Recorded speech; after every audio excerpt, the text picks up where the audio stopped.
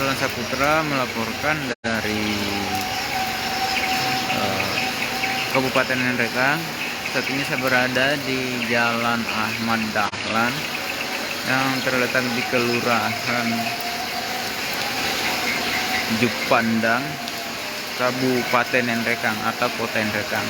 Jadi seperti yang terlihat bahwasannya saat ini sejumlah jalan di Kota Nrekang itu terendam banjir.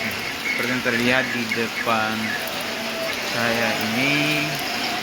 Jadi airnya itu kurang lebih atau setinggi 30 cm ya.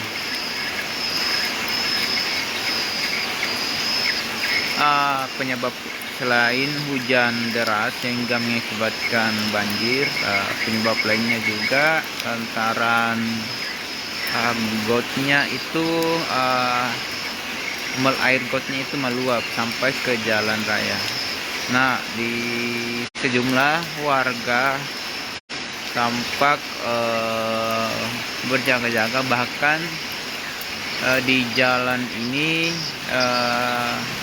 langsung ditutup oleh warga karena sangat lumayan sulit untuk dilalui, seperti kendaraan yang baru saja melintas.